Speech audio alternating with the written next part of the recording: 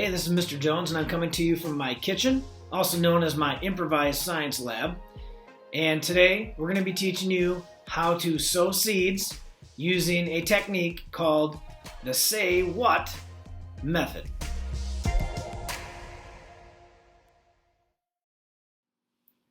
So the Say What sowing method involves 4 steps. Step 1, say, what seed am I going to plant? Step 2, say, what method am I going to plant that seed? Step 3, say what time is involved for my plant to reach maturity.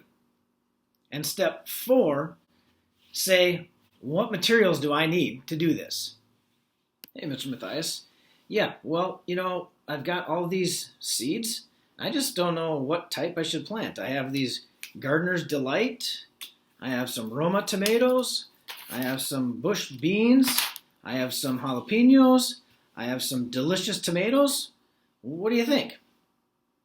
Oh, okay. So you're saying you think I should select the tomato delicious variety. All right, I'll go for it. Thanks, Mr. Matthias. Talk to you later. So now that Mr. Matthias has helped us pick what seed we're going to use, we now have the job of looking at what method. And in order to determine what way to plant this particular variety of delicious tomato, we need to know a little bit more about it. Time to do some research. 1 hour later. So you might not know this, but on the back of every seed packet is information about that particular plant variety.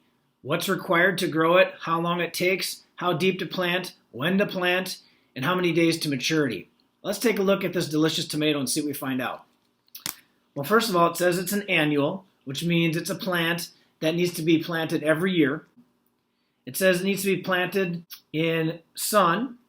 It is 3 to 8 days to germinate and 65 to 70 days for it to reach maturity. So if you want to plant this plant in your garden, you need to be thinking about those types of information in advance right now.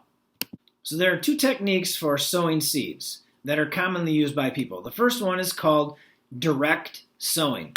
And that's where you take seeds like these beans and you put them in the garden.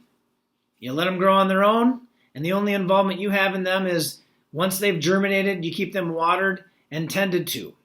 The other technique that is commonly used is called indirect sowing. And today we're going to be using these delicious variety tomatoes to demonstrate what indirect sowing looks like.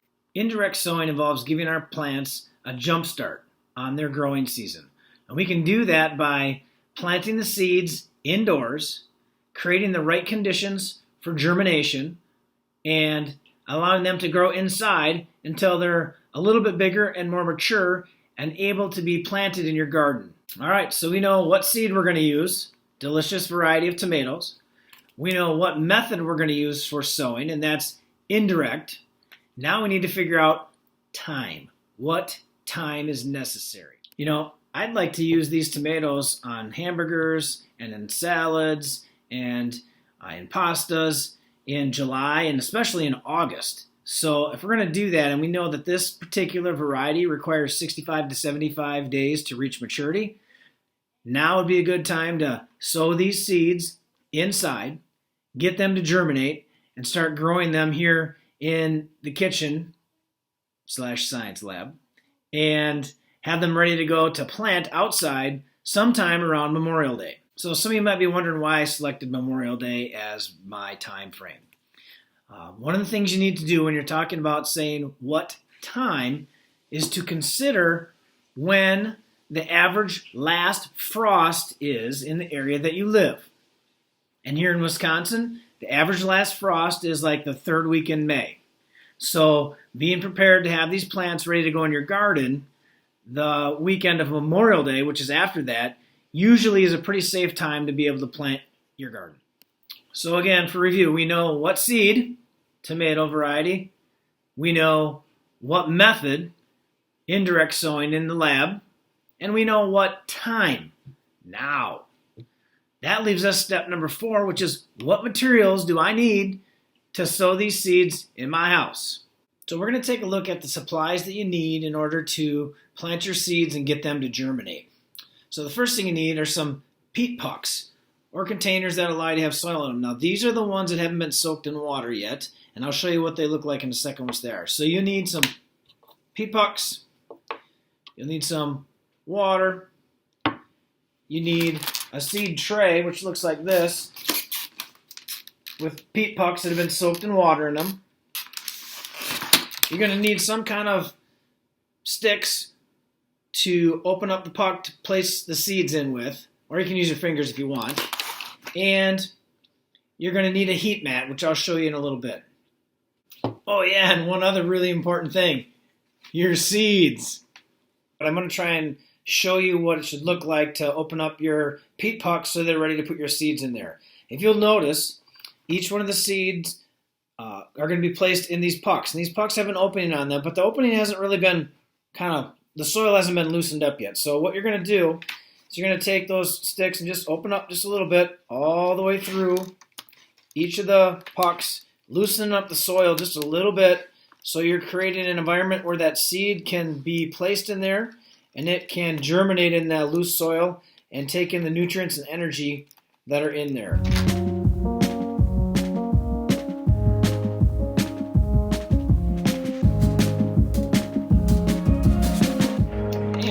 You get a little hungry,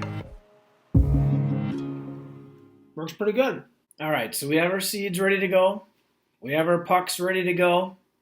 Now we need to think about what is required in order to get a seed to germinate. And in order for that to occur, we need 3 specific needs. Number 1, we need water. Number 2, we need soil. And number 3, we need some heat. If we have soil, water, and heat, we have the ability to get these tomato seeds to germinate. And once they germinate and break the soil, then we add light. So these tomato seeds are really, really, really tiny. They're hard to see. But what we're going to do is take each one of them and put 1 seed in each puck. And this is going to take a while to do, and you want to make sure that you get some in there. If by accident you drop 2 seeds in there, which happens, it's not a big deal. And we'll move along the seed pucks, peat pucks I should say, planting seeds until all the seeds have been planted.